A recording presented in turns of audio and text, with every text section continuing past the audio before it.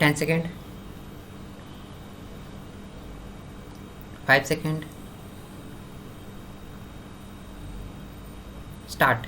My colleague, the Honorable Minister of Defense, will no doubt deal with the board issues raised in this debate and with the criticism and suggestions made. I have intervened to draw the attention of the House to certain board and basic principles of the lines of defense and more especially the problems that we have to face. I have noticed in the course of the debate today a certain concern and anxiety about recent events amounting almost to an apprehension lest India might be attacked by our neighboring court and we might not be ready for it.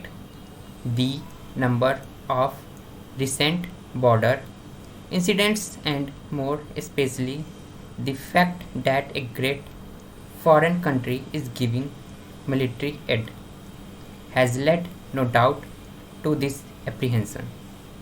It is perfectly true that the situation today in regard to the defense if India has been very much affected by factor of military aid coming in from a great country and we have to view this situation in this new light.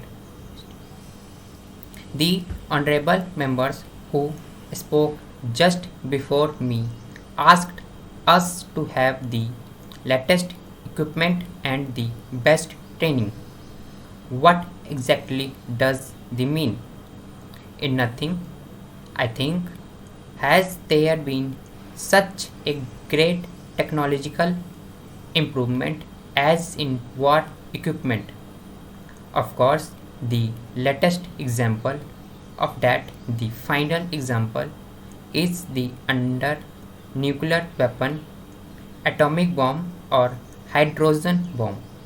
That is the culmination of the process. It means that no country in the world, excepting the two great powers, is adequately defended because only they have enough of these nuclear weapons. How then does one judge the adequacy of a country's defense? Obviously, if some power which has nuclear weapons at its disposal choose to attack India from the purely military point of view, we have little defense.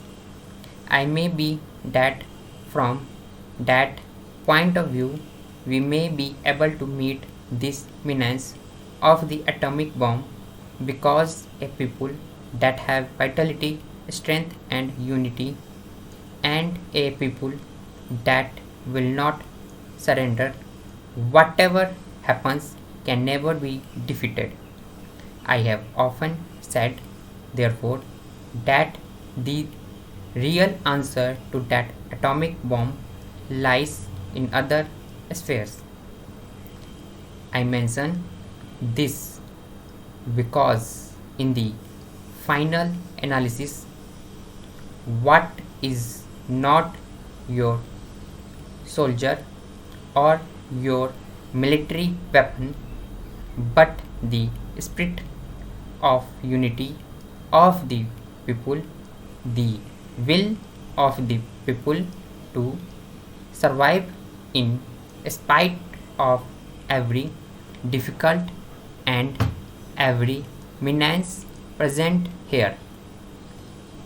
If I am confident about India, but confidence depends more on the spirit and unity of our people that on other factors. If that is weak for me, it just does not matter how many tanks or how many aircraft we may put in.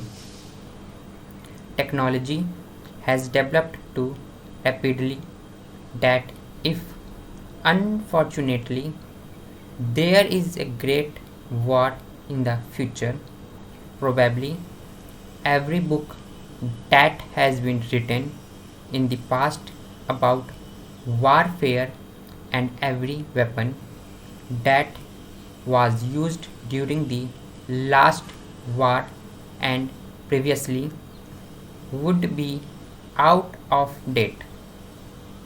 Judged from that point of view, we in India and nearly all the countries of the world, excepting a very few, are completely out of date and there is not help for us at present. What is the equation of defense? In what lies the strength of a people for defense? Well, one thinks immediately about defense forces, army, navy, air forces. Perfectly right. They are the spare points of defense. They have to bear the brunt of any attack. How do they exist? What are they based on? The more technical armies and navies and air forces get, the more important becomes the industrial and technological base of the country. You may import a machine or an aircraft or some other highly technical weapon, and you may even teach somebody to us it. But that is a very superficial type of defense because you have not got the technological background for it. It spare parts go wrong. Your whole machine is useless. If somebody from whom you brought it refuses to supply a part of it, it becomes useless, so that in spite of your independence you become dependent on others, and very greatly so.